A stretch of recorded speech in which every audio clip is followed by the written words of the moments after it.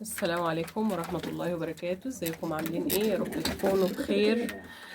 امتى او ازاي اعرف ان الارنبة بتاعتي عشر وعشر في قد ايه، او حامل وحامل في قد ايه، وليها كام اسبوع، او ليها كام يوم في العشر او الحمل اللي في بطنها. تعالوا اول حاجة بنمسك الارانب اهي، ايديها اهي، ايديها اهي، الارنبة اهي، ودانها اهي، والارنبه ظهرها مشدود اهو قدامك، كله كده مشدود اهو قدامك، وايدك اهي. تيجي هنا تحطي ايدك كده من هنا اهي، من هنا، وتبدأي تحاولي تشوفي في حاجه مكلكعه قدامك ولا لا. حاجه مكلكعه ازاي؟ حاجه يعني ايه، صغيره كده، يعني حاجه خلاف الطبيعي اهي.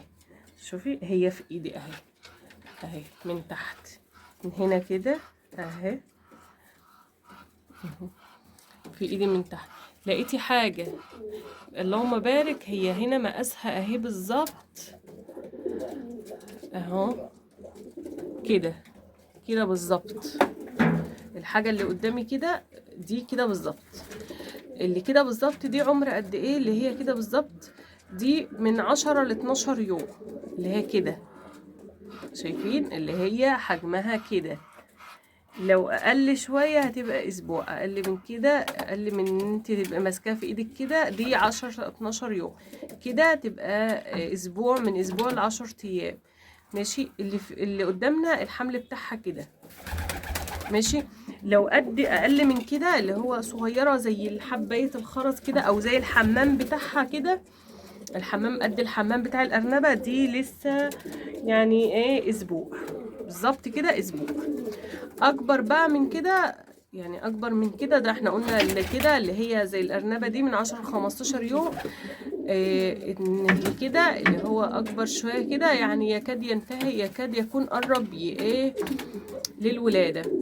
طب تعالي بقى، لو حسسنا عليها لقيناها يعني بقى اكننا في ايدينا عظمه، او الجنين بقى فيه، تحسيه فيه عظم، او قرب للعظم، ده تعرفي ان خلاص هتصبح الارنبه بتاعتك خلاص والده. طالما عضم او بقى فيه عظم، اعرفي ان الارنبه بتاعتك هتولد، او الارنبه يعني ايه، تدخليها عشها بقى. لو ما كنتش دخلتيها، هنعمل فيديو احنا بندخل الارنبه دي العش بتاعها ان شاء الله، وايه اللوازم عشان تحافظ على ولادها وكل ده، واحنا عاملين الكلام ده في القناة، بس هنعمله تاني باستفاضة اكتر عشان الكل يستفيد. طبعا ايه السؤال تاني؟ طب اعرف ان ازاي هو حمل ولا الحمام بتاعها؟ ما انا مش عارفة ده الزبل بتاعها او الحمام بتاعها او ده حمل. اللي عايزه اقوله لك ان الحمام بتاعها بيبقى خط كده من اول، شايفين الظهر كده بيبقى خط كده ونازل على هناك، خط مستوي، خط مستوي كده كده كده. اي نعم هو بيبقى نازل، بس بيبقى اللي فيه مدرج كده، تمسكيه تحسي ان هو معروف في خط واحد، في مكان واحد، في سلسال واحد، زي ما يكون في ماسوره واحده بمعنى اصح. انما الحمل ده بيبقى في المكان، منتشر في المكان كله. في بداية الحمل بيبقى في النص الوراني في الأغلب، بعد الحمل ما بيقدم شوية، من بعد ال10 أيام بيبقى الحمل في البطن كله.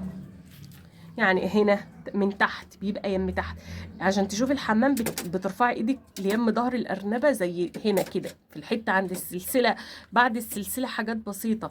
إنما الحمل بيبقى تحت في جلدة البطن من يم تحت، في نص البطن وفي جلدة البطن من يم تحت.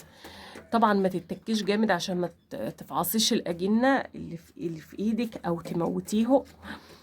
تحسيس كده اللي هو تتأكدي بس الأرنبة ايه فيها ايه اهو. شايفين يعني انا هنا اهو واحد اهو، في الحتة دي، في الحتة دي اهو، قصاد الحتة دي اهي، قصادي اهو، عشان الحمل ايه كبر شوية. ده هنا واحد اهو، هنا اهو، شايفين ده هنا اهو، اهو هنا كمان واحد. إيه، في النص بين الاولاني اللي انا وريته لكم والتاني واحد اهو، نقلنا لقدام شويه اهو، هنا اهو، هنا اهو، هنا اهو، قدام شويه، يبقى الحمل متوزع كله، وفي الاغلب بيبقى واخد الشكل ده، لان الناس اللي بتذبح الارانب بتبقى عارفه شكل المكان اللي بيبقى فيه جنين، بيبقى عامل زي الدايره كده، يعني هو عنقود كده طويل، وبيبقى فيه زي الخرز البلبله من تحت كده دايره حوالينه كده، فاهمين؟ الناس اللي بتذبح الارانب لو تشوفي المكان ده هتعرف كلامي بالظبط. انت بقى ما شفتيش وبتتعلمي جديد، هتستفادي من كلامي دلوقتي ان انت تعرفي ارنبتك حامل ولا لا، وبعد كده بقى اما تيجي تذبحي تربي وتذبحي ومش عارف ايه وتبالغ خبره، هتفهمي كلامي ده بالظبط او بالنص قدامك.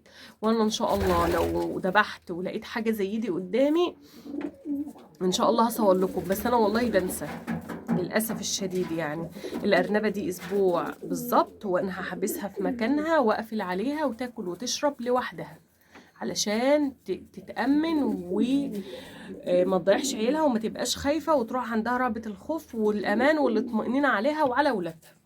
ويا رب اكون قدرت افيدكم، وما تنسوناش في اللايك والشير، والسلام عليكم ورحمه الله وبركاته.